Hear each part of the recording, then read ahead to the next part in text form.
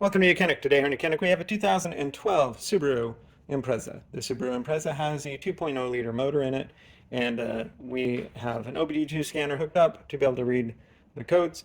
And the reason is we have the engine will just crank, but it won't start. So we have something that's gone wrong that it won't start. And so we have the scanner hooked up, and we're going to see if it can tell us any information. So on Subarus, for whatever reason with the YOUCAN-2 or most scanners that are not specific to Subaru brand, even if you go through the Subaru option, you're only going to be able to read a limited amount of control units. So to be able to read the TCM and the ECM, which the engine control module as well as the transmission control module, you need to go through the OBD2 option. So we're going to tap the OBD2, and that's going to illuminate up. And then we'll do the auto scan. Now it's communicating with the vehicle. And then we do have the ignition to the on run position, but the engine not started. Then we're going to select the Subaru. It tells us that we do actually have our check engine light is on. Hit OK. And then we're going to check our engine control module and we'll see what we got in here. Trouble diagnostic codes. And our current code is the P0335. And that's the crankshaft position sensor A is what we have. So the crankshaft position sensor, we're having an issue with that. If the crankshaft position sensor doesn't work, your car will normally never start. And sometimes you don't ever get this code to come on.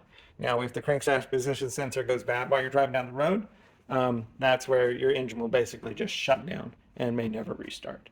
But we've cranked, and we haven't been able to get it started. Now we have this code here. So now we'll find that sensor and be able to go through the process to replace it. So to locate the crankshaft position sensor on this vehicle, this Subaru, it is located right down here, just straight below the throttle body. And so we'll be able to locate that. So to start with, undo these two clamps here. They're an 8mm. And we have a push clip in here. And we have one little vacuum line that's right down in here. Squeeze the connector and back it off, and then you'll be able to pull this all apart. So with that air intake system removed, we can now show you where that crankshaft position sensor is. So as we come down in here, we have our crankshaft position sensor. You see that gray connector there? That is the connector that connects into the sensor, and then it bolts in here and goes toward the back into the transmission side to read where the crankshaft position is off of the flywheel of the vehicle. And so there's a 10mm nut on the top there that you can see. We're going to undo that, and we have that electric connector that we need to undo and unclip it from there. And that's just one where you depress the back and then be able to pull it off. We're just going to reach down here. We're going to unclip the clip. You can be a little bit stubborn. It is down here amongst all the heat of the engine. And now with that undone, now we can take a 10mm and to be able to loosen. I need either the open end or something with a thin wall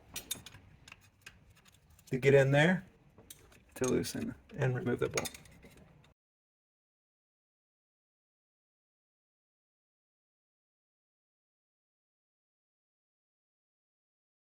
All right, so we've removed the bolt, and now we can be able to remove the sensor.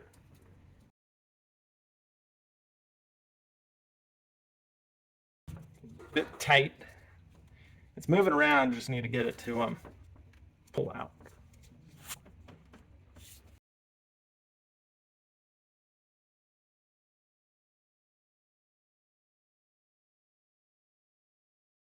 So this is the crankshaft position sensor, and what it does is it reads as the crankshaft goes around. There's another corresponding portion on that crankshaft, and as that goes, or the flywheel, as the flywheel goes around, it reads that, and so it knows the position of the crankshaft, and then communicates with the ECU or ECM to tell the other sensors where things are and to be able to cause your vehicle to get the ignition that it needs to start.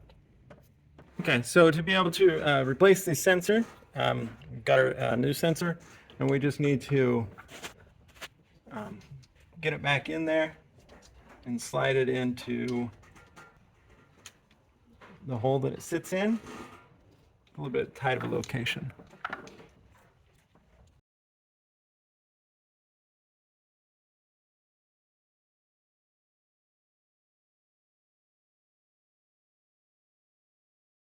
All right, so we got the sensor down in there. Now I just need to get the bolt down into place.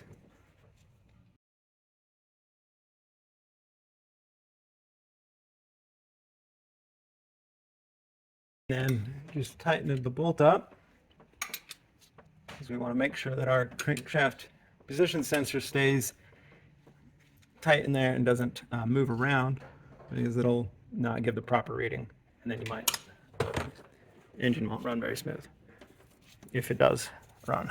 Now we have an electric connector. Just press that until it clicks. Lock that on. And now be able to put your air intake portion back on, and then you should be able to start the vehicle if that was the only case of the problem.